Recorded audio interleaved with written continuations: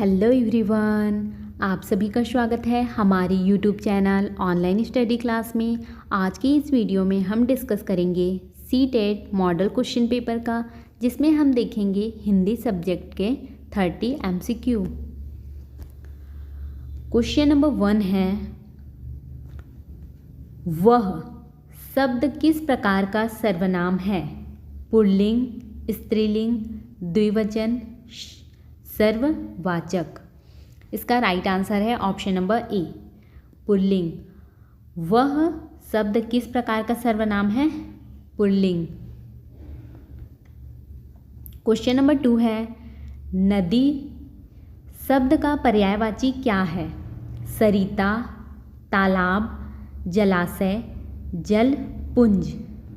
इसका right answer है option number A, सरिता। नदी शब्द का पर्यायवाची क्या है? सरिता।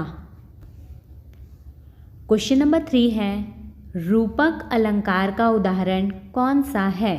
चांद के समान चेहरा, वह बड़ा इंसान है, मनुष्य को धन से सजीव बना दिया, तिनका तिनका जोड़ते हैं। इसका राइट आंसर है ऑप्शन नंबर ए, चांद के समान चेहरा। रूपक अलंकार का उदाहरण कौन सा है? चांद के समान चेहरा।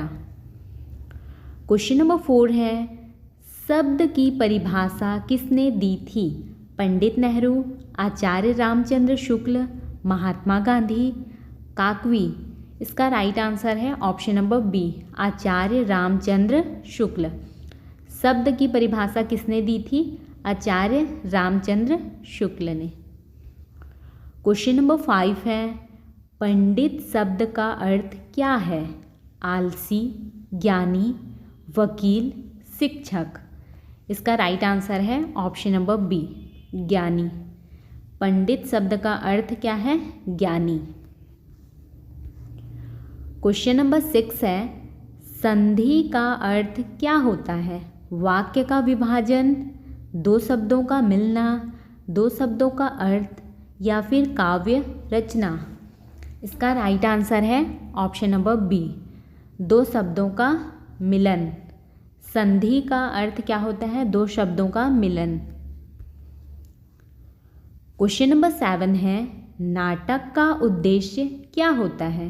कहानी सुनाना, विचार प्रस्तुत करना, अभिनय और संवाद द्वारा संदेश देना, या फिर कविता लिखना। इसका राइट आंसर है ऑप्शन नंबर सी, अभिनय और संवाद द्वारा संदेश देना। नाटक का उद्देश्य क्या होता है? अभिनय और संवाद के द्वारा संदेश देना।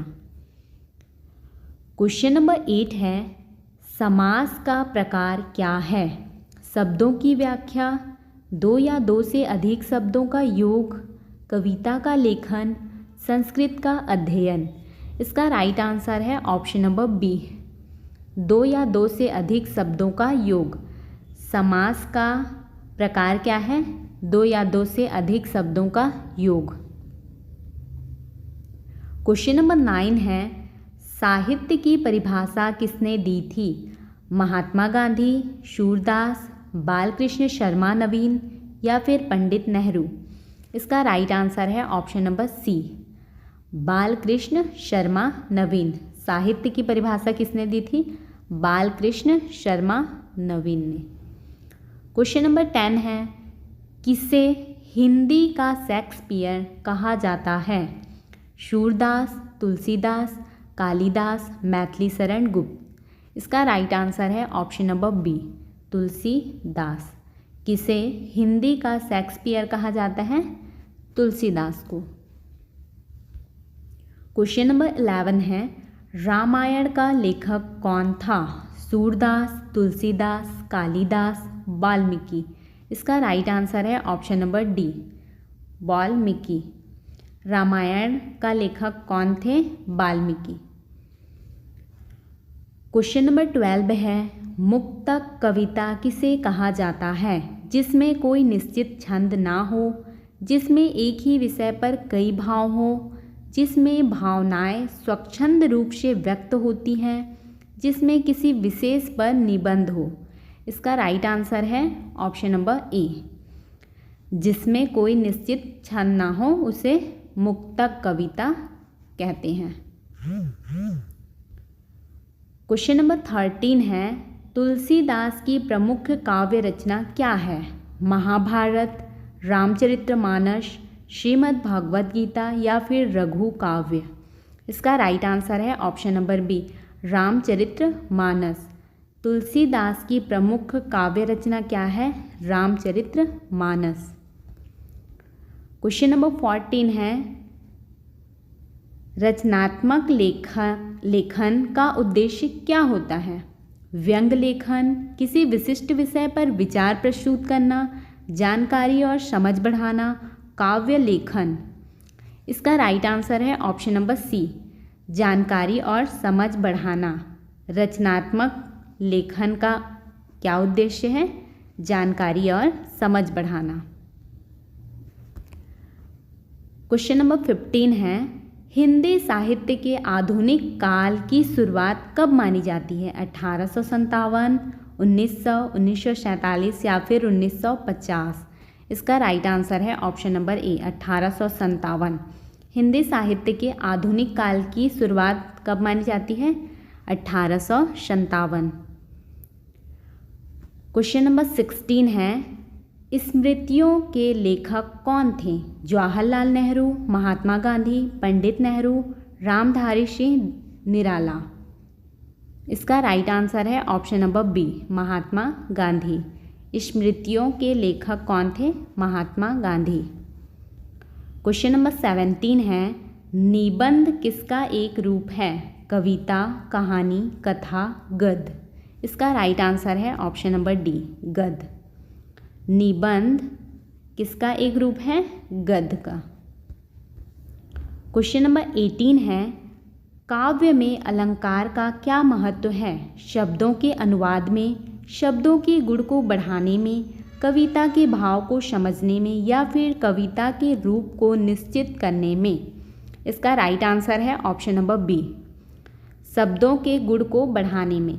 काव्य में अलंकार का क्या महत्व है? शब्दों के गुण को बढ़ाने में।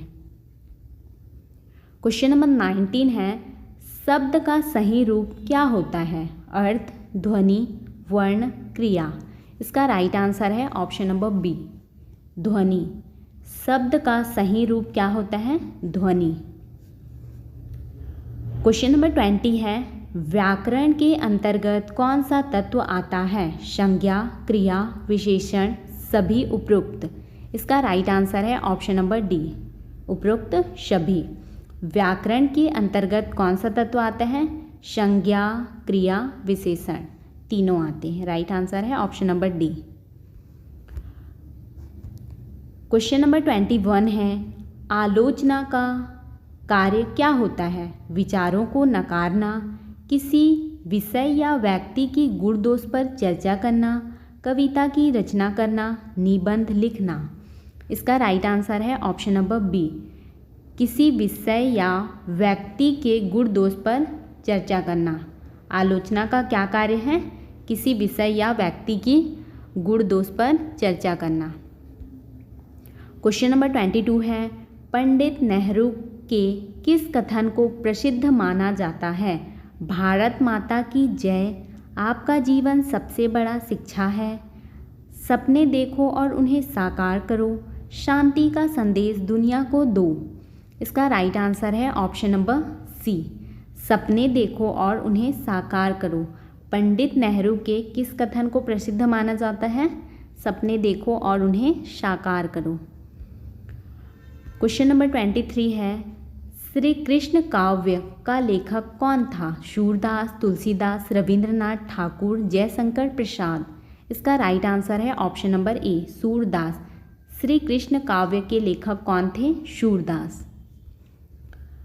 क्वेश्चन नंबर 24 है, उपदेश का क्या अर्थ होता है? प्रेरणा, सूचना, सिखाना, प्रशंसा? इसका राइट आंसर है ऑप्शन नंबर सी, सिखाना।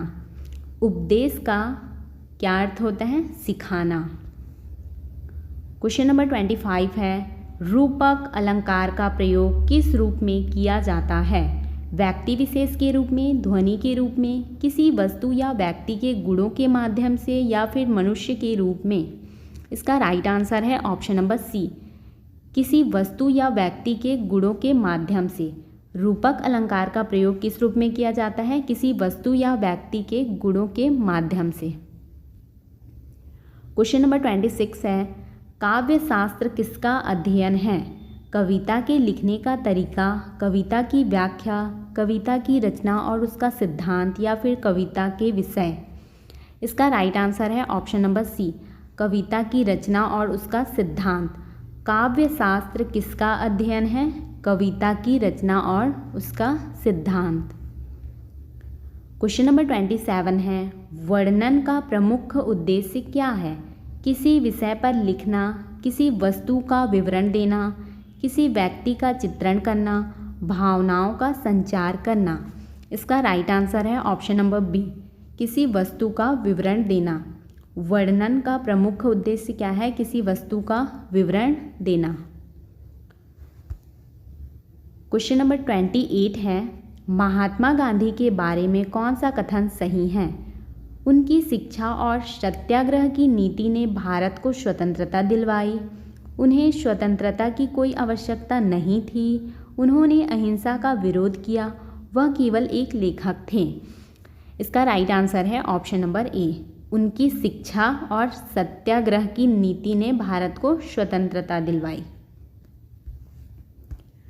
क्वेश्चन नंबर 29 है, कविता का क्या महत्व है?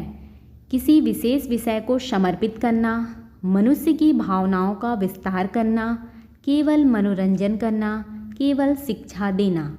इसका राइट आंसर है ऑप्शन नंबर बी, मनुष्य की भावनाओं का विस्तार करना। कविता का क्या महत्व है? मनुष्य की भावनाओं का विस्तार करना। क्वेश्चन नंबर 30 है, ध्वनि का सिद्धांत किसने दिया था? संस्कृत, पंडित नेहरू, महात्मा गांधी, आचार्य रामचंद्र शुक्ल। इसका राइट आंसर है ऑप्शन नंबर डी, आचार्य रामचंद्र शुक्ल। ध्वनि का सिद्धांत किसने दिया था? आचार्य रामचंद्र शुक्ल ने। यदि आपको हमारी यह वीडियो हेल्पफुल लगी हो तो वीडियो को लाइक करें, चैनल को सब्सक्राइब करें एंड अपने दोस्तों के साथ शेयर करें।